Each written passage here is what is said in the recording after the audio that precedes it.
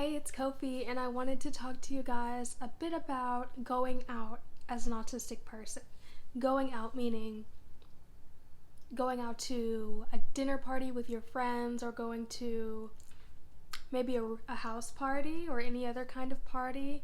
Basically, any social situation in which you leave your home to attend. This can come with a number of difficulties if you are on the spectrum, physically and emotionally. So where should we start? The pre-outing. Now, this can be a kind of a complicated phase if you're like me and you're very bad at waiting. Waiting can be difficult for people on the spectrum. I'm not sure why. I think it's because there are two states that we exist in. In our minds, there is now, right now, and not right now. And that waiting period where it's sort of in between is very uncomfortable. I've heard people call that waiting limbo or time limbo, because that's what it feels like. You're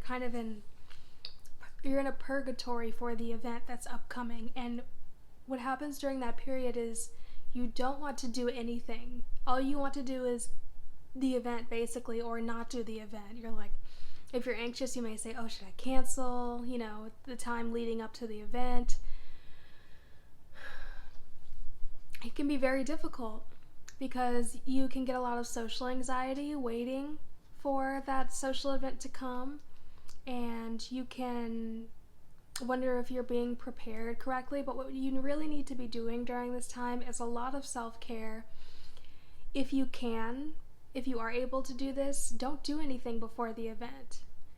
If you have to do something, like let's say you have to go to work, but try to make sure not to overdo yourself if you know that you have a social event afterward, because it's going to take your energy.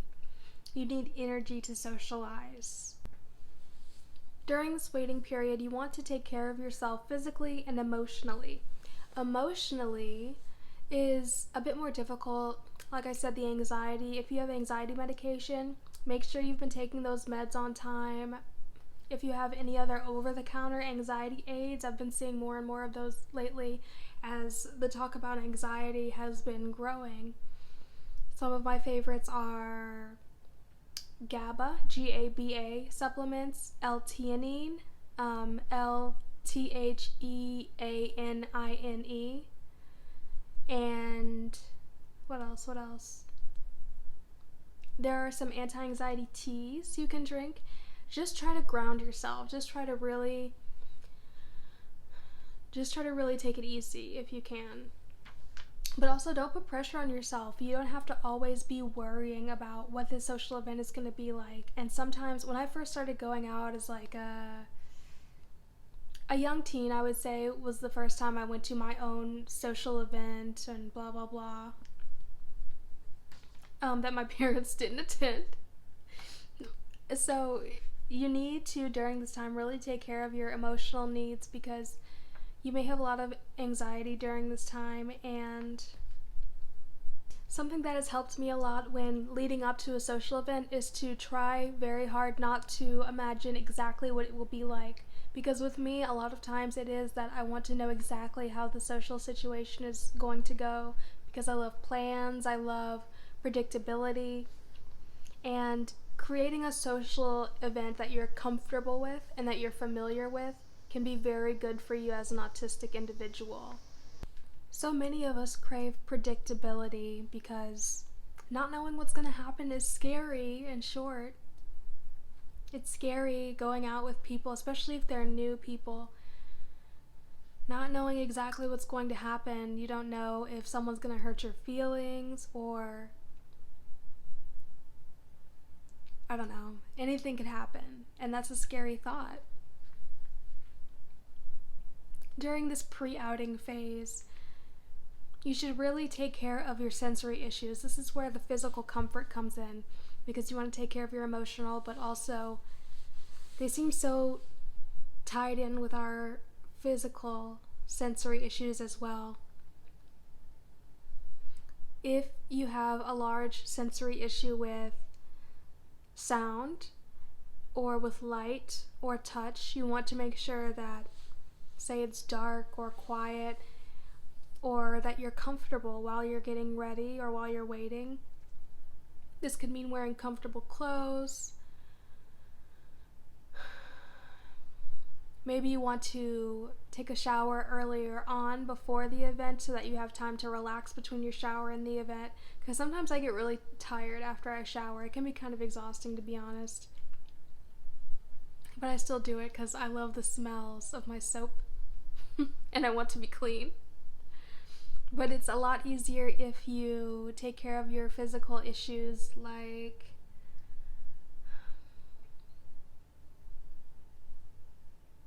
make sure that you've been stimming, because even though we're going out, we're going to be around other people that may or may not be autistic. We want to keep stimming. We want to keep, touching things that feel good, that feel soft, or a sensory toy, a stim toy, something to fidget with, so that you're not so riled up when you first go out. During the waiting phase, I think it can be particularly difficult because you have all of the steps leading up to getting ready for the event. For example, I know that when I get ready to go somewhere, it's going to be shower, makeup, do your hair, get dressed, and go. But that can be a lot. So if you could spread those things out a bit, maybe take a shower earlier on, maybe do your makeup a bit earlier, if you do all that.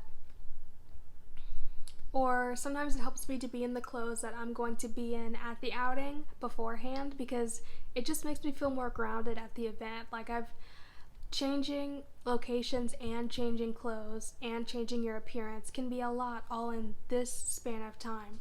But if you spread it out and you're already kind of ready for this area, then once the event comes, you'll be more transitioned into what's going on. So that's the pre-outing.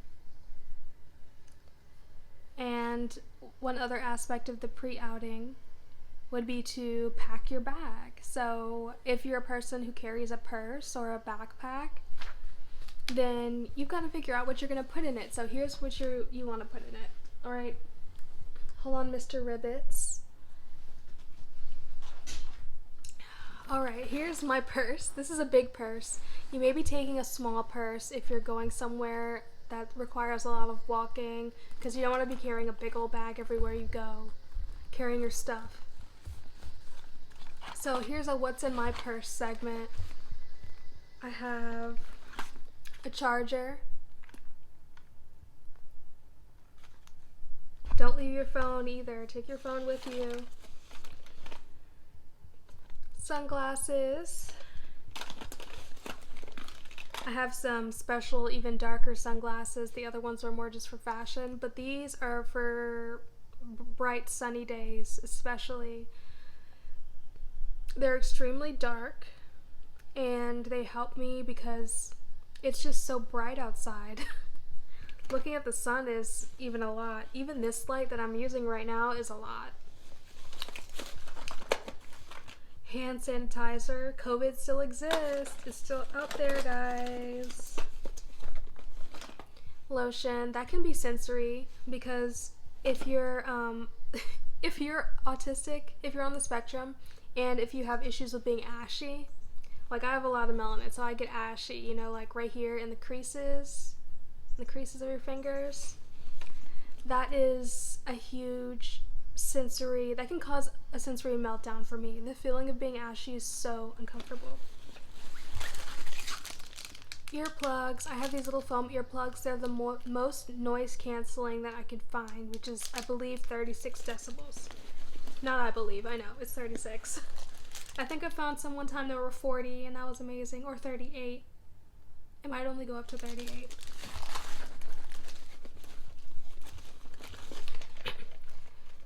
This is a good sensory option for you. Just some mints. If you have some mints or a gum that you like, that can help to really ground you in the present moment when you're socializing.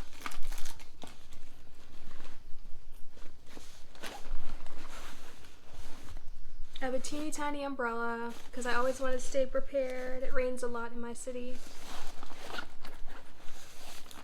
And what else? Don't forget your wallet. Don't forget your keys. I've got a STEM toy in here. My favorite is the Tangle. I can kind of do it discreetly in my lap if I'm going to be masking at the event I'm going to. If I'm not going to be masking, then I don't care. I'll just hold it, which most of the times is the case. I don't tend to go to social events where I can't unmask at least a little bit or be comfortable in myself. But if it's something professional and you don't want to, if you want to fly under the radar as a non-autistic person, then maybe you could find a more discreet way to STEM. But what else? I think I've got some chapstick so that I'm not uncomfortable with my lips being dry. And that's about it. Because I have so many sensory issues with sounds, I make sure to always bring some foam earplugs I can stick in my ears or my headphones. These fold up and can go in your bag. Those are the Skullcandy Crushers Evo. Skullcandy Crusher Evo. I'll put it in the description. But that's a good headphone. I've had that one for years and it's only just now starting to really glitch and have issues. What else? If you are into aromatherapy for grounding yourself or just for fun and stimming, you should take one of those little essential oil bottles with mint or eucalyptus or lavender, whatever you want to use, but be comfortable in yourself when you're out there. Basically, imagine how it feels to go out to a social event. If you haven't been doing this a lot lately, you may not remember what it's really like. Maybe you could go out by yourself and see how it feels, or with a close friend. For example, go to a coffee shop or a bookstore or maybe even a library, something low-key, right? And see how it feels. What do you wish you had right now that you were out and about? Is it too loud? Is it too bright? What makes you uncomfortable in that environment? And then try to pack what you need in the bag so that you can have yourself covered for when the event rolls around.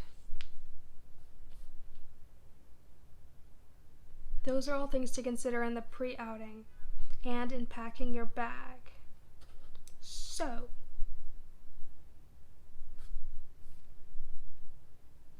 when you're at the outing, try to remember not to expect it to be exactly how you imagine it to be. Try to take deep breaths. And if you're nervous or you need some time to yourself, if you're overstimulated, go to the bathroom. That's always a good option if you're overstimulated in public, because you can be in the stall, you can close the door, lock it, and you can just kind of relax and be to yourself for a moment and gather what's going on, and figure out what's going on with you, because you may not know immediately. We don't always know what's wrong with us immediately. It may have been something someone said, or something that we felt, or something we saw. We've all got our triggers and our sensory triggers. So yeah, bring STEM toys, pack your bag with the things you need, wear comfortable clothing, okay? I went through this phase when I was masking a lot, particularly in high school, I think, where I would wear clothes that were uncomfortable if I thought that they were fashionable. Being fashionable, it will never outweigh your comfort. The only time I would ever wear something uncomfortable now is if I was going to like a ball, something very formal, you know, and I wasn't going to be there long, which I probably wouldn't have been anyway. But something like a long dress or maybe even heels. But for the most part, if you're going to a social event, you want to be comfortable so that you can focus your energy on staying present. It's just not worth it. There's nothing like being an autistic individual in a busy social situation, trying to mask your discomfort in your outfit. It could be anything. It could be something so little as a tag on the back of your shirt.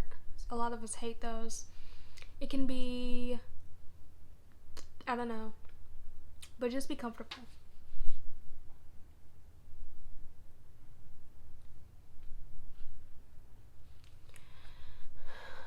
before I leave, I do my makeup. Okay, so I really like doing makeup. I think it's fun, but if you're not into it, don't pressure yourself. But I like to sit in my chair in my bathroom and just put my makeup on the counter, and I'd look in the mirror and do my makeup. And during that time, I get to kind of unwind a bit. That's what the pre-outing is all about, unwinding before your event. And I just have fun with it. I put on a podcast I like to listen to. I like to listen to something funny because it gets me feeling very lighthearted before the event. Everything feels so serious. It doesn't have to be so serious. So I listen to something funny, or I listen to music, and I do my makeup, and then I go out and let whoever, is going know that you're on the way. That's what I usually do. Because I don't like all the confusion. I don't like when people are super late and you've been waiting there. That's disrespectful. And the same with the reverse. The social event may or may not have been a lot on you. Know how long you can be out and about with people before you start to unravel, unmask, and become exhausted. While you're out, you will feel at least for me, I know that I can be out for about 4 hours with someone I'm comfortable with before my social battery starts depleting. And once you feel that, once you start feeling tired or kind of like, even if I had a good time, I feel kind of like this is a lot, I need to go home. And after you go home, and don't feel guilty to say you want to go home, or that you're gonna head out for the night, whatever. When you go home, you're gonna need that time to relax and unwind again, even if you've been having fun. So even if you go to a party, don't feel bad if you have to come home and then relax after the party. You don't have to go straight to doing homework, or it's okay if you're too tired to do that. So this is usually where your regular routine for overstimulated situations would come in. If you don't have a routine for being overstimulated, I think that you should get one, because it's really nice to have a plan for when you're all wound up. You can come home, probably undress, get into something comfortable. You might just want silence, or maybe you can put on something that comforts you, like your comfort YouTube videos. You can stim. You can put on some music. You can stim with stim toys, or you can do like a body stim, which I find is really nice when I'm overstimulated. I can just sort of like rock. Or maybe you're into rubbing your legs, rubbing your arms, or hugging yourself, or squeezing your arms. That feels really good at times, squeezing your forearms. Wash all that makeup off, dive into your bed and relax, because you've earned it. I think that it's important for us to socialize, but we also need that isolated time very, very much. Just calm down from all the sensory overload and try to figure out what overstimulated you for next time. I think that's a good plan. I think that's about all I would say concerning going out. And if you have issues going out, let me know in the comments. Let me know if you found this relatable, or if you were different. If you have any other tips for going out you would like to share with others, if you're on the spectrum or suspect you're on the spectrum. A lot of these tips could apply to introverts as well. Wait, one more thing. After the event, after you come home and unwind, even if it's just the next day, reflect on the event itself and ask yourself, would I do that again? Did I like the people I was hanging out with? And how did that feel? How did that whole ordeal feel? Is it something that I could do again once I get more comfortable and, through repetition, become more comfortable with it? Or is that just something I would never waste my time on again because it depleted my energy and wasn't worth it? Think about that. And don't consider anybody else in it either. Consider how you felt. All right, bye.